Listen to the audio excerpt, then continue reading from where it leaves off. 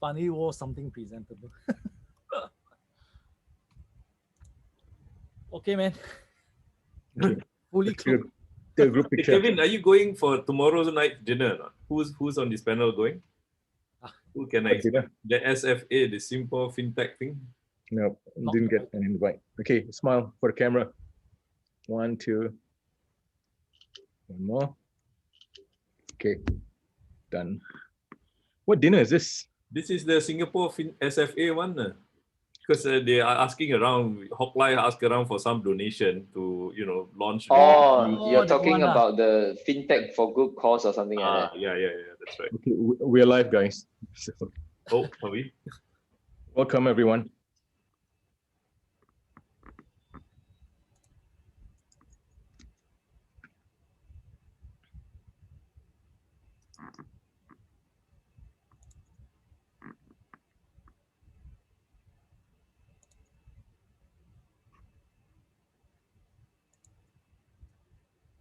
Five attendees.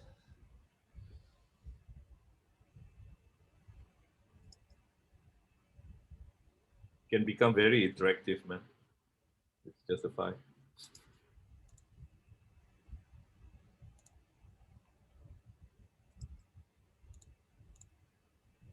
Would you blast a reminder to people?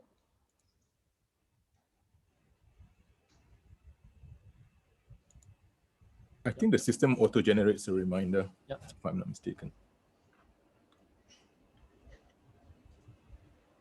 But it can still be manually controlled, right? I think so.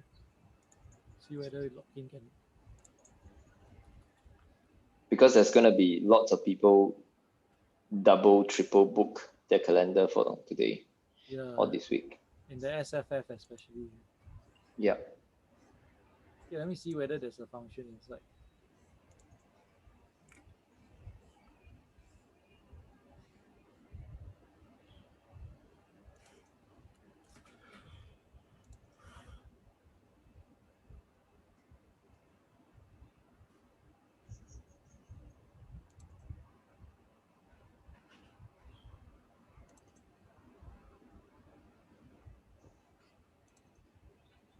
Okay, triggered something.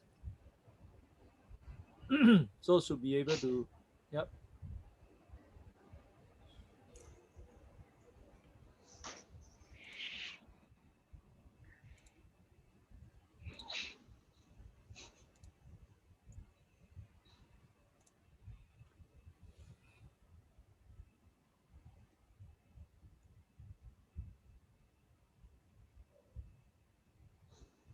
I think you should have some background music, Kevin. This is eerily quiet. You can sing. I don't have that. That will chase everyone away. Play your piano, Nizam. Yeah. Actually, the laptop is on my piano right now. So you just have to, yes. We should talk about the SFF proposal. I think there was a very good $12 million grant that was announced today. Yep. Blockchain. What is that about? Kevin, your. Yeah, it's actually by this the Singapore Blockchain Innovation Program. So they already have a website for that. Later I can share also, sbip.sg or something. Yeah, I'll probably share at the chat channel because I was actually looking at this the whole day, asking people about it, right? Because they mentioned SG Tech and I'm part of SG Tech. And I asked SG Tech, they also didn't know, so that's the joke. But the thing is that, getting more information. So I given the website to that particular program on the chat group. So it's a joint cross-ministry, cross-agency kind of a support. So you got MS guys, like Damien's actually in it.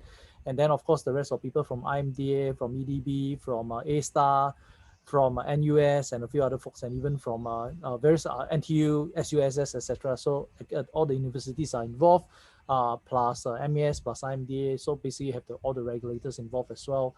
So they're actually developing on that. So the $12 million will actually go towards contributing towards that. But I think that should be from what I heard, other grants coming up. But that one, I think, watch the space for the next couple of days. They should be announcing that as well. So hopefully this will help to build up the entire blockchain ecosystem, because this falls under the so-called blockchain master plan that was initiated out of Prime Minister Office, executed by IMDA. IMDA was the one championing it. So IMDA will be the one bringing MES to actually do this. I think this was discussed earlier on, but then nothing really concrete happened because of COVID, right? But I think going forward with this being the launch of this particular program, it will tie in nicely with the what you call it, the Singapore Blockchain Master Plan. Yeah, we'll be announcing more things because SG Tech site where I'm actually involved in will be coming with something called the Certified Blockchain Company certification as well. So that's actually being kind of like certified by IMDA or SG Tech with IMDA. We support obviously from BAS where we are right now, right? Definitely is inclusive. We will also, as inclusiveness, will have to involve access, as part of the entire whole blockchain ecosystem in the whole of Singapore. Yeah. Cool. It's 3 o'clock. Shall we kick off? Yes, please do. Please do. Yep. Go ahead. Over to you, Kevin. Okay. Thank you everyone once again for joining a webinar organized by the Blockchain Association of Singapore. For those nice loyal fans of us that have attended, I think since a few months ago when we first started the first webinar on various consultation paper amendments, to the Payment Services Act by MES, as well as all related stuff. I think welcome you once again to another of our webinars. So today's webinar will be on the MES verification of identity. I think that's been announced in the news by MES, I think quite a number of weeks, almost a month ago, about changes to establishing identity. I think that comes with the effect of like various scams going on where people hijack people's identity and try to go to the bank to draw money or whatever, or even try to set up new accounts. So I think with that in mind, that is just enhanced security. So today's panel of discussion, right, we'll be talking about what exactly that means, right? And what your feedback will be very, very valuable. So please feel ahead to ask questions. Feel free to actually put in the chat group as well. We will take your feedback and questions and also potentially your comments very seriously, because we'll compile that to be submitted as part of the consultation paper response from BAS to MES on the 9th of December. So which is why we're having it today. Now, without further ado, I'll hand it over to Nizam as the head of the Regulatory and Compliance Subcom to kick this start off. Yeah. Thanks very much, Kevin, and very good afternoon, everyone, and glad you could join us together with the fellow members of the Regulatory and Compliance Subcommittee, Chai-Kit from Synopsys Solutions, with Chai-Kit, and Asman from Abid. So welcome very much, very warm welcome to the webinar. I think this is likely to be the last MES consultation paper for the year, but then again, they have surprised us in the past. And this is on a topic that is, I think, quite close to heart, and it's very relevant for this community, whether you're in the FinTech or the blockchain space. In the good old days, remember your KYC. What is the KYC? You go to a bank, you open an account, the teller looks at you and look at your identity card and say, okay, Nizam, you look remotely like your identity card, and therefore you must be the same person. But of course, as internet-based platforms or other app-based platforms proliferate, therefore it doesn't make sense to have face-to-face KYC anymore, in as much as it doesn't make sense to have physical branches of financial institutions anymore, or there's a lesser need for that. So actually, it's quite timely. Today is the first day of the Singapore FinTech Festival 2020. Chai-Kit has to leave about 3:40 because he has a speaking engagement. But I think it's timely that FinTech has spurned quite a bit of regulatory development as well. It's also close to heart because I remember bringing a client to the MES about 4 or 5 years ago, and the client wanted to start an internet-based remittance platform, and the response from the MES was, if you're not going to have face-to-face KYC, please don't bother applying. In not so many words. But here we are. I think this is an area where we have, the regulators have made lots of strides. Let me just share my screen. Sorry. Give me a second. Voila. Okay, so this is an interesting regulatory development, but let's kick off by a poll because we want to get everyone warmed up, right? And the question is this: so can the poll master or mistress please initiate a poll? The question is: have you ever gone through digital KYC? Yes or no?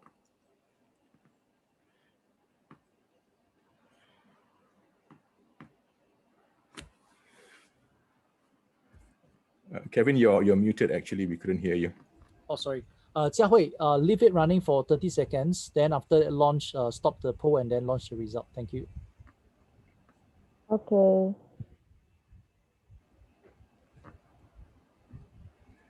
Okay. Never mind. Let's get to the poll later on. Not a problem. Okay, let's get to the preamble for the consultation paper. But before that, so I've introduced the very handsome panel that will be with you today. Because the consultation paper is a relatively short one, and because, oh good, everyone is, I think most people have gone through that. So that's really great.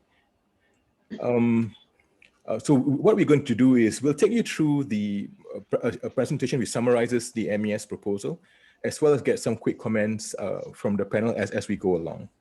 And if you have any questions at any point in time, you can just go to the Zoom function and ask us those questions. We'll get that addressed by the panel members. All right, what's the preamble? As Kevin mentioned, there is a concern about identity theft. I think most of us in some form or another have gone through it, right? Somebody pretending to be you on your social media accounts, or worse still, using your credit card without authorization. So there's a greater incidence of cyber attacks, data theft, scams, phishing. That's the unfortunate reality that a hyper-connected world brings about.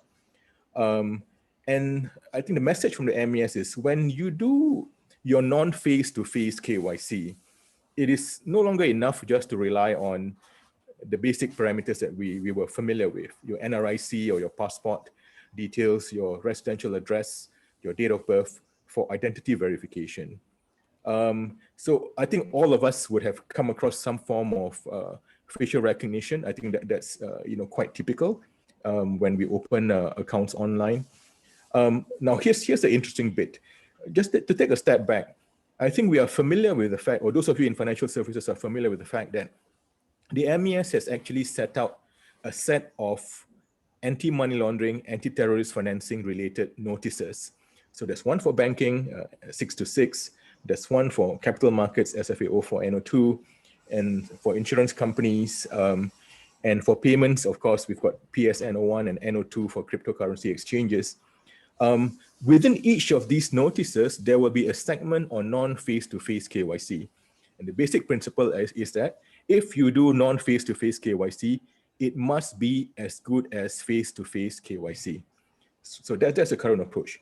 However, the MES's suggestion right now is to create a separate notice on identity verification. Now, that's a little bit odd because you could argue that, identity verification is really the first step in your KYC process, right? So before you screen Nizam Ismail, you got to make sure that I am in fact Nizam Ismail. So I'm going to ask Azman, your thoughts on this. Yeah, thanks, Nizam. I think essentially from our perspective as a crypto exchange, clearly it's one of our primary examples is to make sure that our onboarding process are very robust. And I think as MES have pointed out that essentially they view cryptocurrencies as a high risk. So take obviously the onboarding process very seriously. So this particular CP, consultation paper, it's a little bit strange for me because obviously, as you highlighted, that there are, PSN 0201 and in the banks as well, in terms of the other regulation that are already in place to ensure that you have to make sure that your identity verification during the process of onboarding is as stringent as a face-to-face. And in addition to that, there are certain expectation of audit requirements. So essentially, I think from my standpoint, it's important for us to clarify, first of all, how does this sit together with all of the existing application to ensure that we have obviously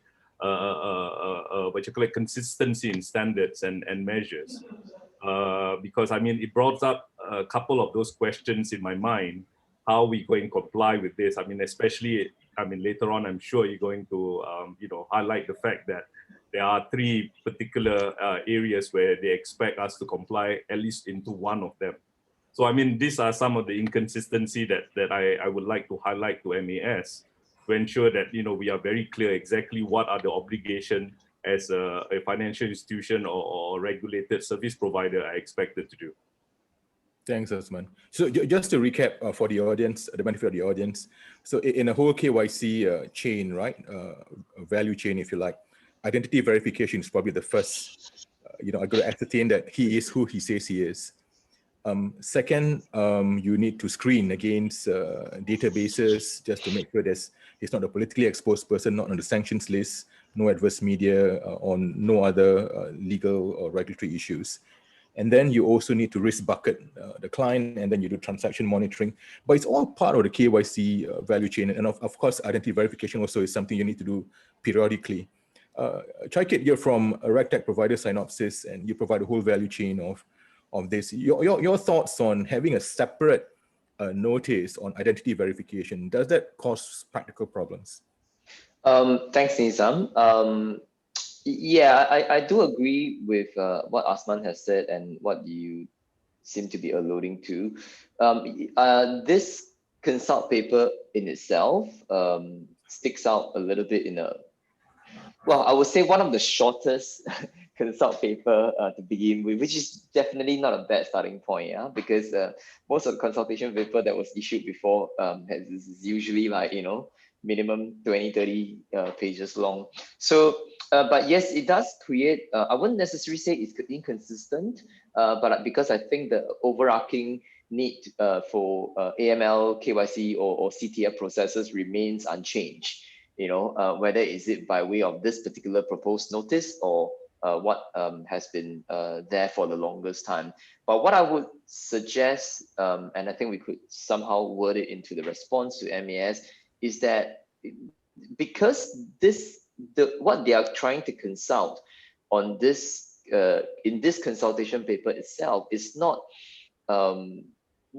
I would say it's nothing new, for someone who already operates some kind of non-face-to-face business processes with their customers, are already doing a combinations of these factors, yeah. Whether you call it the knowledge factor, the possession factor, or the inherent factor, that the three things that needs to be looked at, or as well as whether or not this is at the onset of account opening. And as we all know, KYC is not one-off. It has to continue for the rest of the business relationship you have with your customers. So that is an ongoing process until such time you decide to, or the client decides to stop using your service. And then after that, you still have 5 more years of record keeping obligations. So we should look at all these I would say requirements in totality, rather than to look at identity verification as one vertical on its own, because it may over time, as you got new entrants coming through, and existing people may leave the industry, then you end up with I would call it something that is not ideal, because you may think that this is the most important part of handling your client's KYC process, for example. Now, you mentioned earlier on about the person needing to prove, who he is. This is all fine. This is the identity verification. And then, another question is, who are you not? You don't want to be dealing with bad people, so to speak, right? That's why all your PEP sanction adverse media screening comes about. And then, and you alluded to the other spectrum, which is actually your transaction, because you can't exactly technically launder money without actually doing a transaction, right? Mere opening of an account itself probably doesn't facilitate anything unless you do something with that account to begin with. Now then, the identity verification part extends to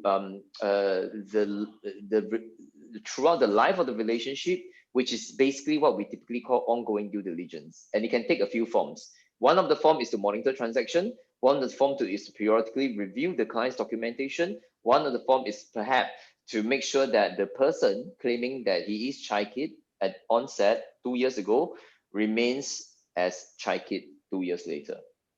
So you are who you continue to say you are. Okay, and so you're not who other people say you are. Yeah. Okay. Okay. I'm not a rock star. That's Like you like to debatable. see. That's debatable, Chaikit.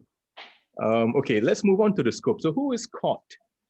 Now, at first blush, it seems that everybody is caught, right? Because you have the usual suspects: banks, merchant banks, insurers, insurance agents, brokers, credit and charge card issuers under the Banking Act, approved holding company exchanges, RMOs, reports. So this is under the SFA, the Markets and Clearing Houses side, depository, the CDP, CMS license holders, whether you're a broker dealer, you're a fund manager, you are trading in derivatives, and then the RFMC, the Registered Fund Management Company, which are not CMS license holders technically, trustees under the Trust Companies Act, financial advisors, designated payment systems, for instance, NETs, payment services provider, including crypto exchanges, finance companies, trust companies, credit bureau, benchmark administrator. However, I think what's missing from this list, I think Chaikit pointed it out to us, was that the exempt entities, right? The exempt financial advisors. So if you have less than 30 accredited investors, actually you don't need a license for financial advisory activities, and the exempt corporate finance advisors. Chaikit, your thoughts? Is there a gap worth plugging? Yeah, I think, if I take a step back and look at MAS stance recent years around AML CTF, it's everybody who operates within Singapore, or even if you look at some of the consults that we did before on the Omnibus Act and all that, the extent of the reach, I think front and center, it's AML CTF, all right, which means that exempt entities, whether the likes of like you mentioned, the exempt FA, or even to some extent some of the exempt fund managers, I think they probably would be classified as RMMC, the one that only service 30 accredited investors, but they are listed as exempt. And whilst MAS doesn't issue them a license and may not subject them to very rigorous on-site inspection or review like the rest of them, the participants that you see on the list, but I think AML CTF obligation remains for these participants as well. So if AML CTF remains for this participant, they should extend, I think, any form of non-face-to-face KYC requirement to these other players as well, so as to ensure that there's a level playing field. There's no reason to exclude them, that is to say. Okay. Okay, let's make sure everybody falls within the same bucket. As Chaikit pointed out, going forward, there's a new Omnibus Act, which will affect crypto players physically in Singapore, but serving customers outside of Singapore. And there was a clear intention for AML and CFT requirements to be imposed on them. Yeah. And therefore, extending that argument, it should also apply to exempt entities, because conceptually they are exempt from licensing, but they're not exempt from key conduct requirements such as AML and CFT. Yes, exactly. And to be honest, even non-financial institutions are now subject to AML and CFT, like corporate secretarial firms, law firms, accounting firms, precious metals. So no reason to exempt them. So now let's get to the meat proper, and this is it. So the rule, or the general description of the rule by the MAS, is that firstly, it's applicable if you have non-face-to-face KYC. And so that's the premise. And you must at least look at one of the following types, other than the usual parameters like name, identity card number, address, date of birth, contact number, or email. So the first bucket is something that the individual knows, for instance, a password or a PIN. Next is something only the individual has, like a cryptographic identification device or a token. So I'm not sure whether this refers to, so it refers to both physical and software-based tokens. Next is something uniquely that identifies an individual's biometrics and behavior. And next, information that is only known to the individual, or where he acts on behalf of an entity, then that is known to the entity, but also known to the individual. For instance, account transaction number or application identification number. So the next slide actually sets out more details on, so this is a non-exhaustive list set by the MES. So something that the individual knows, so I mentioned the password and the PIN, so that he has hardware, software, smart card, OTP, or even SingPass for Singapore citizens and permanent residents. Now for biometrics and behavior, so we've got examples like voice, fingerprint, retina scans or iris scans, keystrokes dynamics, and information known to the individual entity, account transaction details, or some identification number. So thoughts on this, Shakir and Azman, any thoughts on this? First of all, Well, I mean, sorry, go ahead.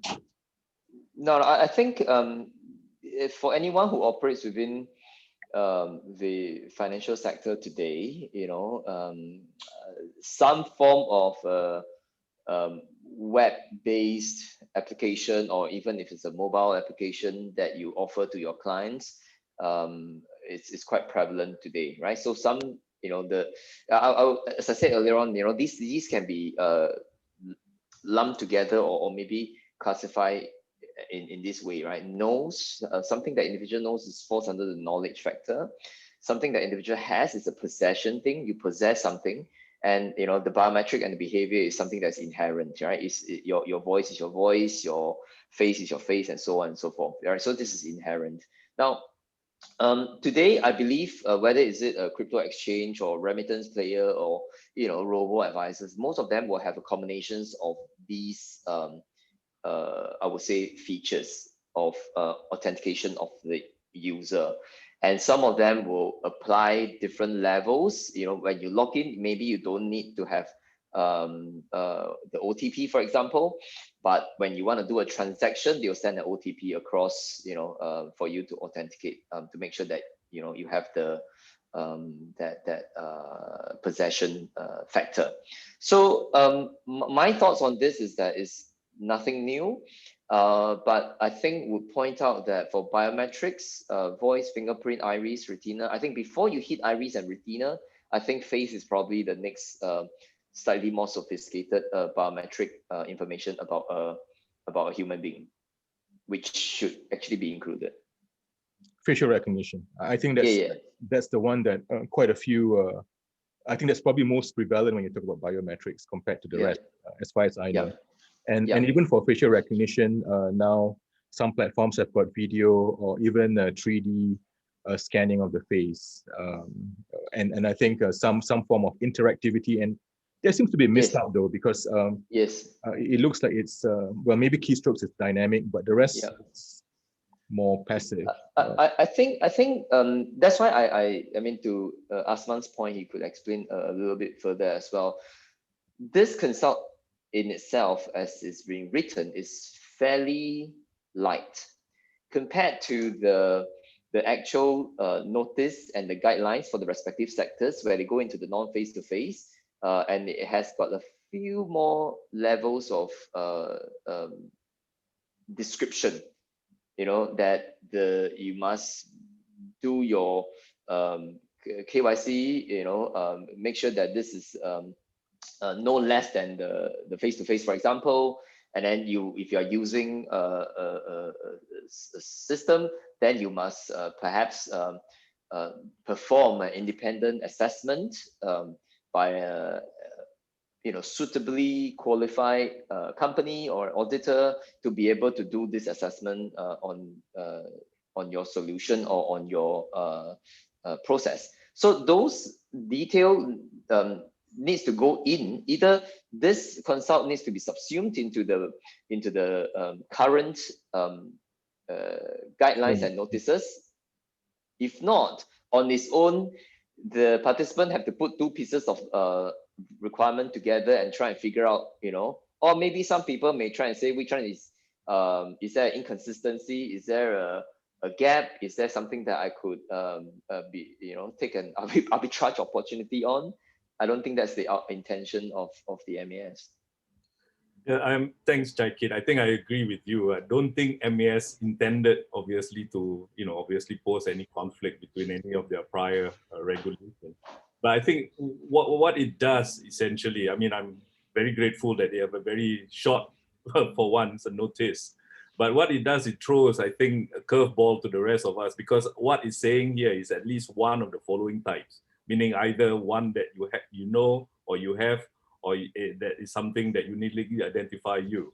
So what it does, if you comply with one of this, does it mean that you satisfy this identity verification? And in the light of the fact that clearly scams and all the high risk areas that we are getting into in terms of a not face-to-face transaction, I wonder whether MAS is trying to take a much lower sort of benchmark when it applies to everybody, and maybe perhaps that this could potentially only apply to when the person has already undergone an initial onboarding exercise, and this is in fact required only when the person is doing the continuing verification in order to do the transaction on the service provider's platform. So, I mean, these are some of the questions. I know it doesn't really clarify here in this notice. And obviously, it's only a consultation paper, and it's something that we need to obviously perhaps escalate to MAS. But my thinking when I'm reading at this, I mean, clearly it's not intended for service providers such as crypto exchanges when there's a high risk of scams and high words and phishing and all of those areas of high risk, that you only allow the individual to proceed on the basis of a password or a PIN. I mean, for most exchanges and most fintech service providers, they are all various 2FAs and multi-factor authentications are required in order for you to perform a transaction on a platform. And I think that in fact makes sense in the context of the fact that you don't actually see the client. I mean, taking for example, in my past experience when I was in a bank, there's obviously when you are taking instruction from the client via the phone, you get a whole host of information from the client to make sure that the person you're speaking to on the other end is in fact your client. And that particular person might have very uniquely held information that's only known to him. You will need to be able to disclose. Even like maybe perhaps today, when you call a bank, when you want to do a verification, they will ask you separate questions regarding about your account information itself. So what I'm trying to say here, I think, just to comply with one and treat this as a checklist, I think would be, quite dangerous in the context of the risky nature of non-face-to-face transaction. So I think maybe what's intended here is a whole host of combination of authentication in order that you can ensure that the parties that you are transacting with, or the person on the other side of the platform, is in fact your client and whose identity has already been verified during the onboarding process. I mean, there are a whole host of other type of, I think we alluded to in our earlier discussion about identity, your verification of your router and your all of this stuff that can be done in addition to some of these measures. So I think it's something that we need to clarify with MAS for the sake of everybody, to ensure that we're all falling in line, whatever is required. Thanks very much, Asman. So I think you made two broad points. I think the first is whether these in itself satisfy the non-face-to-face KYC expectation that is currently in the various AML notices. So that's one point. The second point is, and I think it's a very valid point, whether we need to just satisfy one of these, because that's what the MES says, one of the following types, right? So one of these. But if you look at some of these criteria, username and password, anybody can get that, right? You can, it's probably sent via email, or you log in through some portal to create your own password. And it might not be enough, because anybody can create a username and password and pretend to be Azman Hamid or Chon Chai Kit. So even OTP, you can argue whether, yes, I mean, you have a mobile phone, it's not really that solid. So the question is whether this is enough. And I think I get a sense from you, Azman, that I think the current practice that you go beyond just relying on username and passwords. Jackie, do you have any thoughts on this? No, I agree. I think and as Asman was speaking, and I was looking at the questions that was posed on the Q&A session, I do think that it seems like there is, for the purpose of this consult, it seems to be targeted at post account opening, but yet the choice of language that's being used on paragraph 2 within the consult itself talks about non-face-to-face contact, and contact is kind of broad. Is it initial contact or is it subsequent contact? So that wasn't very clear, but I do think that it may be more targeted towards post account opening and subsequent transaction that needs to take place, so that impersonation and some of these scams and whatnot will not be made so easy.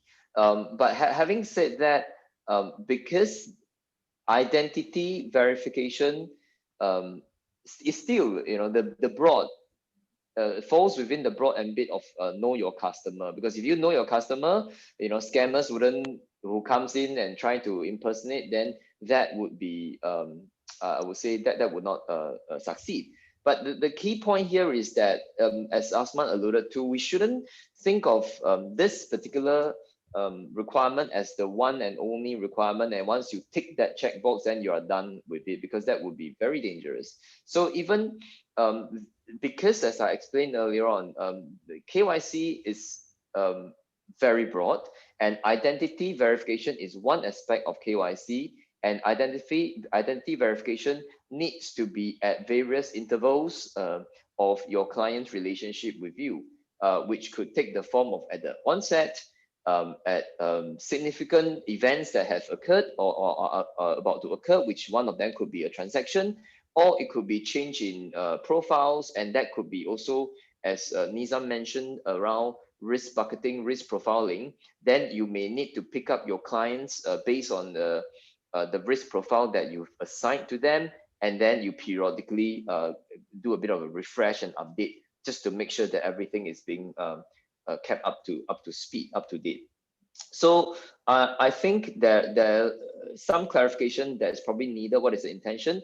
But regardless of whether is it meant to be post-transaction or more generally, as one part on identity verification, I think it's probably, in my view, the right place to subsume the content of what is being consulted here into the broader AML requirement notices and guidelines. Yeah, I think that's the general sentiment. So we will seek clarification. How exactly does this requirement apply? Is it subsumed under the current non-face-to-face requirement, in which case it should be under the existing AML notices, or is it something else? Okay, Joseph Quack had another question, and let me read it for the panel members. So in case of handling transaction requests from corporate entities, so banks typically verify from the authorized signatory's identity by comparing signatures on the instruction against the bank records. So the question is, does the panel foresee any issue for smaller banks in implementing these new measures, as the banks might not have the lists of authentication means prescribed by the MES? So the panel's thoughts on this?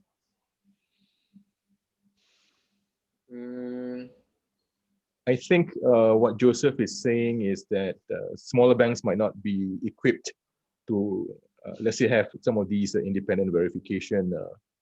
I think the starting point. I think the starting point is that if smaller banks are already, I mean, they have obviously a requirement to I would say they'll verify the respective banks or each other's signatory books, as we typically call it in the past.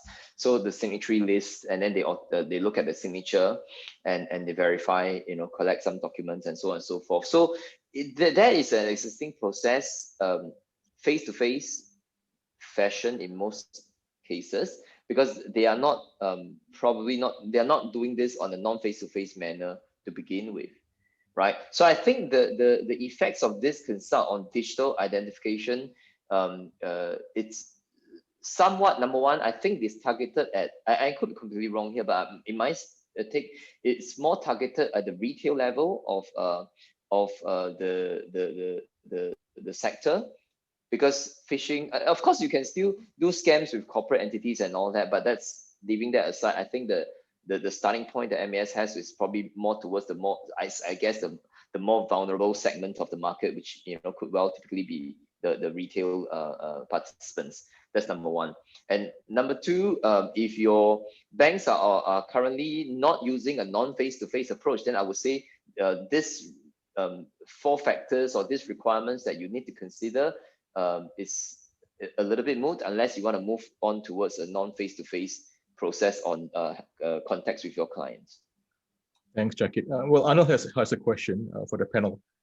His view is that the notice would not impact a digital platform, as the platform would typically have some login features like username and password and or biometrics. But he feels that it's meant to apply for non-digital businesses.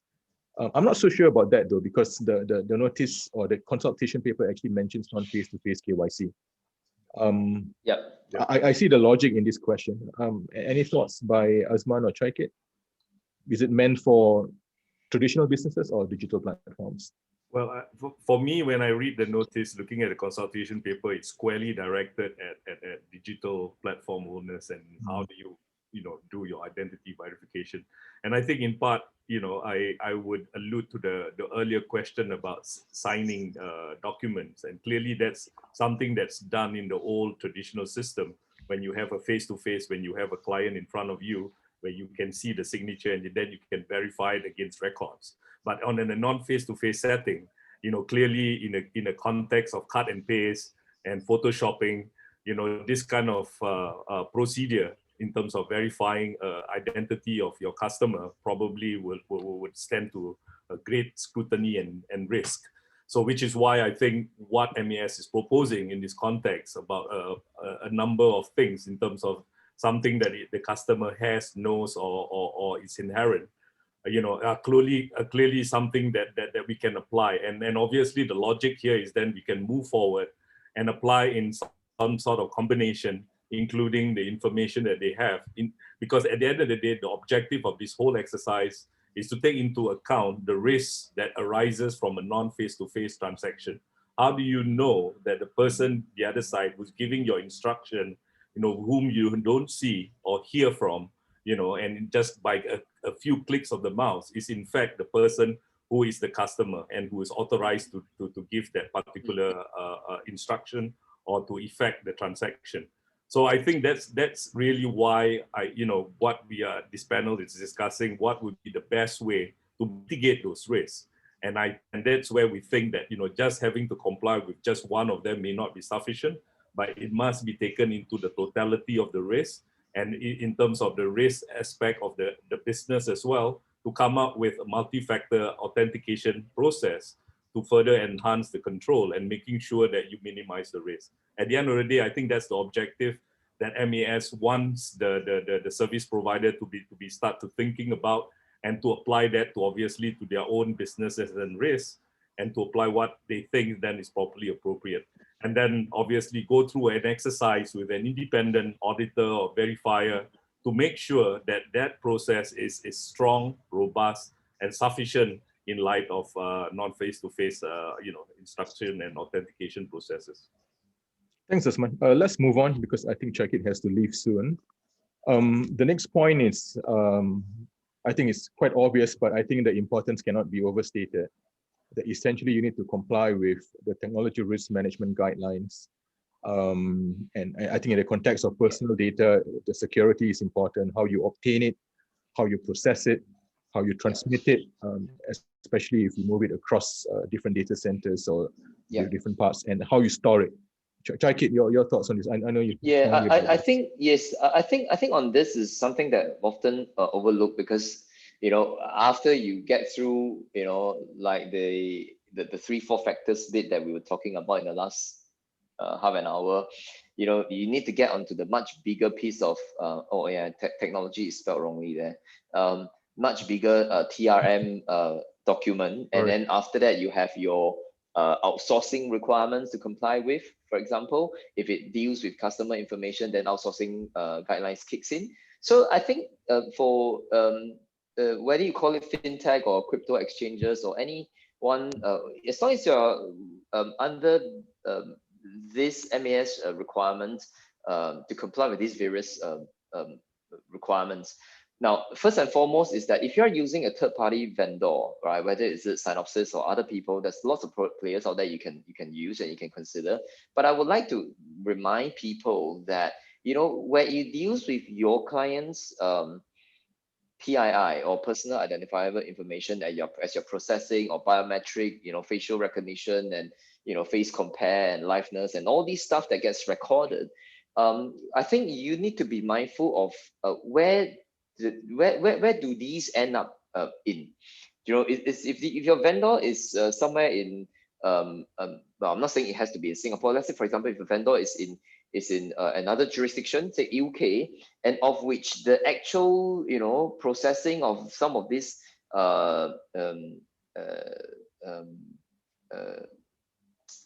reviewing by system or by algorithm or by human or whatever is done in another location that you don't even know, then I think it exposes you to some level of risk, not in TRM as well as outsourcing, in not being able to comply with MAS requirements if something goes wrong in that space. Yeah. So as everybody should be aware, the PDPA has also is also in the process of being revised, which means that the penalty is going upwards, taking the very similar approach like what the GDPR has done. It's going to be a percentage of your income or revenue, global income or whatever, if you are found in breach of PDPA. So those aspects of PDPA, how your vendor is using, storing, retaining, and processing your data is something that everyone needs to think really, really hard about,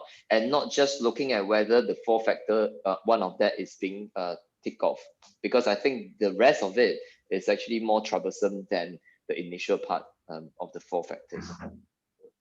Thanks. Osman, your thoughts? Yeah, data management is going to be a big key criterion as well, in addition to technology. I mean, clearly, Chaikit has pointed out PDPA and GDPR, and essentially that's the data protection aspect of the obligation that sits with a lot of the service providers. I think it's something that a lot of players needs to pay a particular attention in terms of information security. And clearly the breach will, be quite significant. And it's something that I think a lot more attention needs to be given about how you manage that entire data management process from basically its inception, meaning from the time you collect the data, why is it being used for, and how you store it, how you process it, and who do you share it with. All of this aspect will need to be continuing until 5 years after the customer closes the account. So clearly, this is a very important component that needs to be, given, high priority by the management. Yeah, and out of the Omnibus Act consult recently, right? I think there is also a proposed increase in the TRM, breaches if it occurs.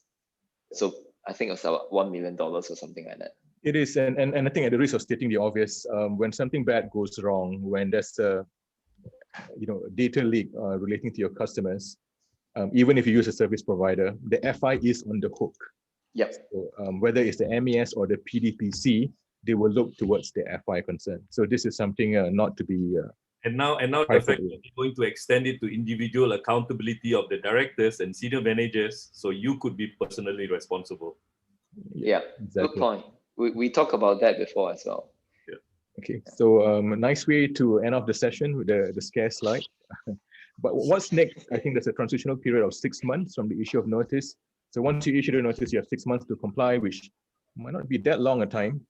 Remember, notices have got the force of law. So for a breach, you can be penalized. So I think we've come to the end of the very short consult, but I think a very important one. Now, if you have any afterthoughts after this and you say, okay, maybe we should raise this point, do drop us an email. I think, Kevin, maybe you should drop in the email details. And then we're happy to do that, but we don't have much time. So drop it to us by today or tomorrow, and we will collate and send it across to the MES. So at this stage, thank you very much for your kind attention. I'm going to hand you back over to Kevin. I'll stop sharing. Okay, thank you. Kevin, I gotta leave Now Yeah, I'm no problem. sorry. Check it. Please feel free. Thanks Bye. very much to check All it. the best. So, Thanks, Shakir. thank you. So I think with that, I think we are about to conclude the session itself. I'm going to leave my email just to help collect responses that comes from the public regards to your comments and all that. I will compile and collect that, and we as BAS, headed by Nizam, with is the head of the regulatory and compliance, will actually submit a very concerted, well-written response to MES with regards to this consultation paper. Yeah, please look at the chat.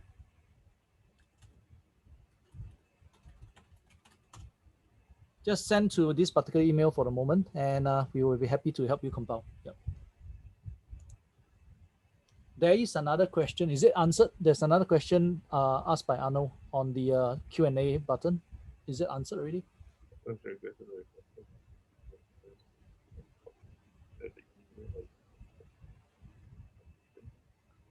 Okay, so Arno is, yeah, maybe you read that, see if you can answer. Yeah, let me read it for everyone's benefit. For transaction requested via the customer's registered email address with the platform, is the fact that the email originated from the registered email address sufficient, or will other forms of verification be required? If I may say something about that, Nizam, I mean, Go clearly, ahead.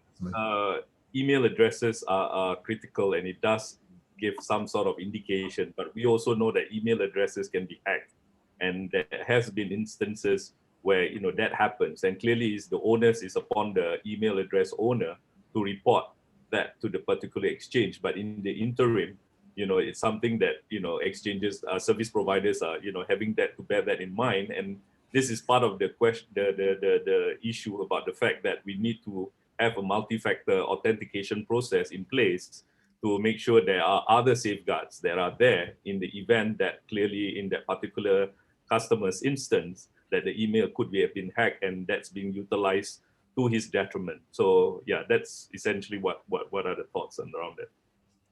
Yeah, I tend to agree. Strictly speaking, from the MES notice, it doesn't quite say that. So it just suggests that if you have username and password, it will satisfy that requirement. But I agree with Osman wholeheartedly that I don't think that's enough. Clearly, there are risks over email. I've seen very many ugly cases where financial transactions were done, and the vulnerability tends to be your email account. So that would be a big risk, I think. But I think it's also a point worth clarifying the MES as to whether they are just happy with just login with user ID and a password, which to me doesn't make sense. Okay, so I think that's it. But if you have any thoughts for us, you can drop Kevin an email. His email is kevin@bluecurve.biz, and we will be happy to collate it. So thanks very much for your attention. I know it's the FinTech Festival week. Some of you might get pulled away by different events, but so we really appreciate you all being with us, and thanks again. Thanks. Thank you, everyone. Thank you. Bye. Bye.